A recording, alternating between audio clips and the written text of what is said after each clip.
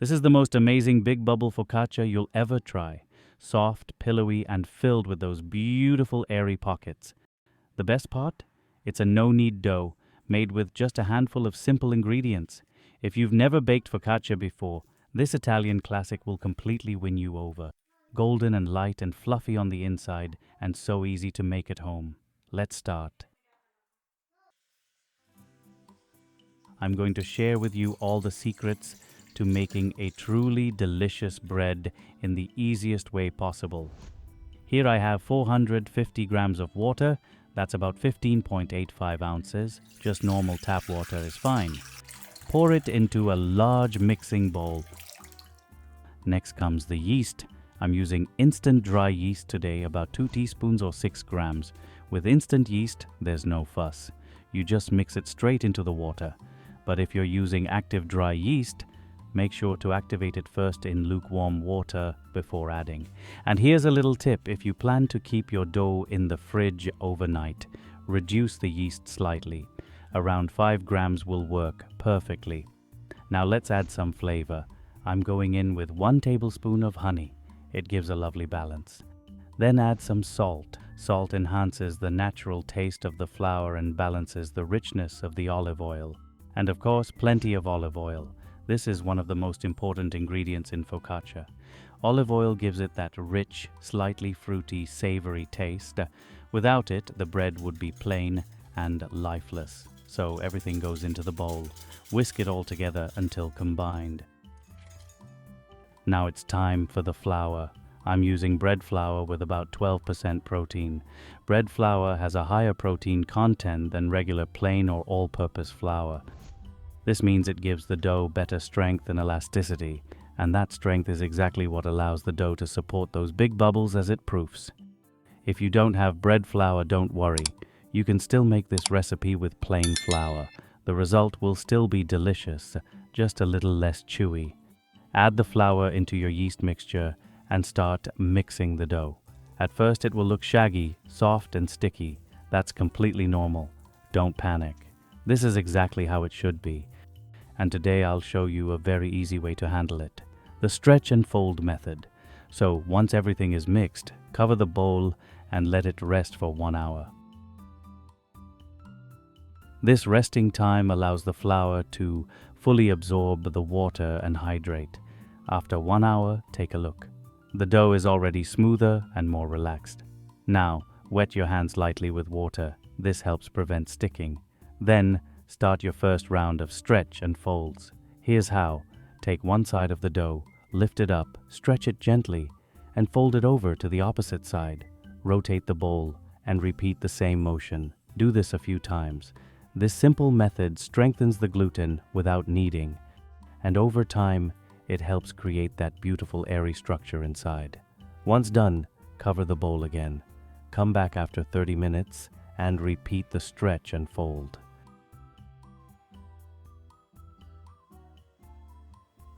With every round, you'll notice the dough changing, from very loose and sticky to stronger, smoother, and full of life. Each fold is bringing you one step closer to that perfect bread, soft, springy, and filled with big, irregular bubbles.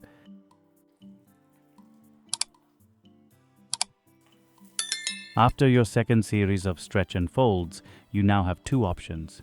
You can cover the dough and place it in the fridge overnight, which I highly recommend, because it develops even more flavor and makes the dough easier to handle. But today I'm keeping it simple. I'll set the dough aside for 1 last hour before baking. This is how it should look. Soft, full of air, and it will jiggle every time you move the bowl. Now, let's prepare the tray. If your tray is not non-stick, line it with parchment paper, otherwise the focaccia will stick. Drizzle in plenty of olive oil and spread it around. This will give you that golden crust. Next, carefully transfer the dough into the tray. This recipe is special because it uses high hydration. That extra water in the dough is what gives its signature springy texture, the big airy bubbles inside and that soft cloud-like crumb.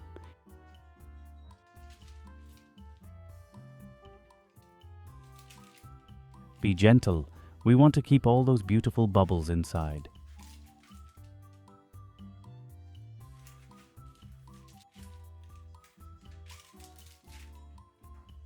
Now stretch it out to fill the pan as best as you can. The dough will feel elastic and it won't always cooperate. That's fine. Just spread it slowly until it nearly covers the base. This dough needs a final rise. Cover the pan and let it rest for about 1 hour or more, depending on your kitchen temperature. But don't overproof. If the dough rises too much, it will collapse when we dimple it. Before dimpling, preheat your oven to 230 degrees Celsius.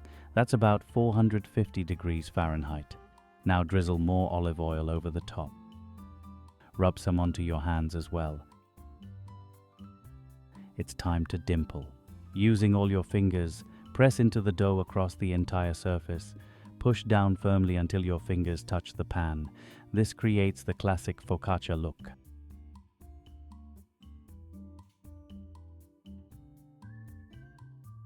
For toppings, you can add anything you like: rosemary, garlic, cherry tomatoes, even fruits or vegetables.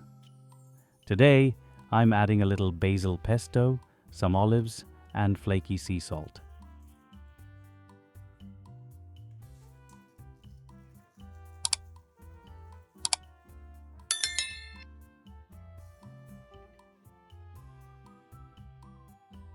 Now bake at 230 degrees Celsius for 18 to 20 minutes until the top is golden and crisp. As soon as it's done, carefully lift the focaccia out of the pan and let it cool just slightly before slicing. Focaccia is at its best served warm, fresh out of the oven, golden on the outside, light and fluffy inside. The most insanely delicious bread you'll ever make at home.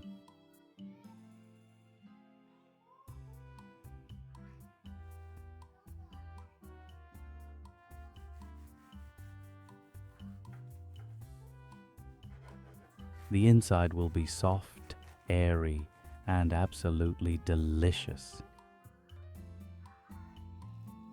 So, how was the recipe? I'm sure you'll love it. Don't forget to give this video a thumbs up and share it with anyone who enjoys classic focaccia. And of course, hit that subscribe button for more easy no-knead bread recipes. Until then, enjoy.